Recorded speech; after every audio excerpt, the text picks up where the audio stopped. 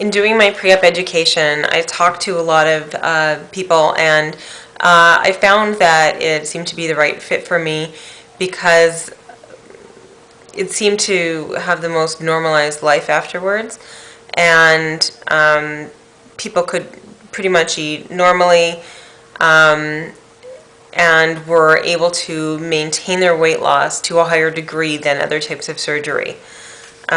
So that's why I decided that's what I was going to go with.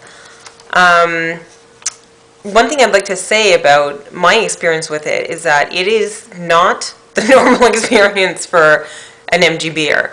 I'm on one end of the spectrum, very far from, the median.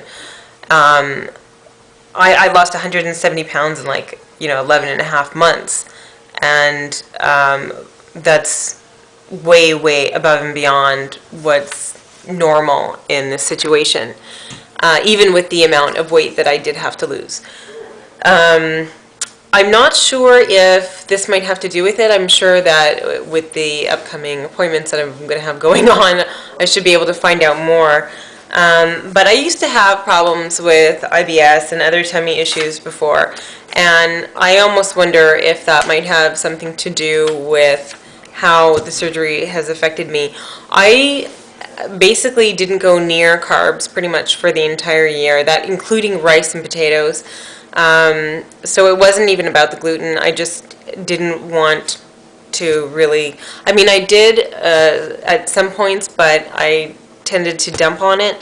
So for the most part, I stayed away from it. I had a few binges here and there where I did eat that kind of stuff, but I was pretty much carb-free and low-fat and sugar-free for a year, which I think explains a lot why the weight came off as quickly as it did, and I was able to maintain my rate of loss almost for the entire year.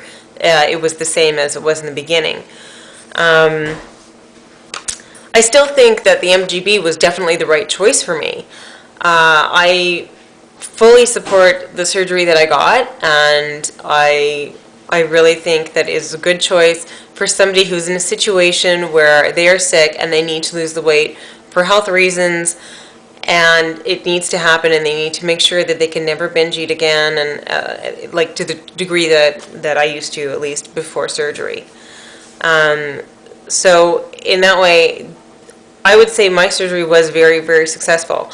I've got a few issues that I'm trying to get resolved right now, and I have a great confidence that it will all work out and I'll get everything figured out, and everything will return to normal, and I can eat a more normal diet as opposed to eating the amount that I'm eating right now, which seems excessive to me. Okay, just to let you guys know what I mean by excessive, I'm going to maybe go over a regular day and let you know what I've been eating to maintain my weight. I also just want to make a note that I haven't really been working out, and I miss that actually. I really miss the physical activity. I'm going to be going to Tucson next week, and I'm looking forward to doing some hiking there. It's something I haven't done in a while, and I'm really looking forward to it. But at the same time, I'm going to have to watch how it affects my weight. So here it goes. So in the average day, I always have breakfast. I wake up. I've developed a bit of a coffee habit. I'm not supposed to be drinking coffee, and I drink coffee pretty much every morning. Well, with a lot of milk, but still, it's coffee. Then for breakfast, I usually have at least about a cup of food to a cup and a half. It takes me a while to eat all of this, but I like having cheese with crackers, and I'll usually throw in a vegetable. So I'll do this morning I had on top of the cheese and a little bit of I didn't do crackers, I did a multigrain bread this morning. So I had 2 different types of cheeses, some olives, and tomato sliced up with some avocado and ricotta cheese. It's a lot of food. Other days I might have tabbouleh for part of my breakfast for the vegetable, because I like to have vegetables in the morning. I know a lot of people don't do that, but I do. I like it. Then in the morning, like before lunch, I might have like 1 or 2 snacks, and these snacks could be anything like whatever's around. Leftovers that are in the fridge could be like rice or meat that's left over, or like salad, or I can have like a soup or something like that, or like cheese or yogurt. And then for lunch, lunch and dinner are basically the same. So I just do like make sure I have protein, veggie, and then like a carb. So last night for dinner we had grilled salmon with green beans and mashed potatoes.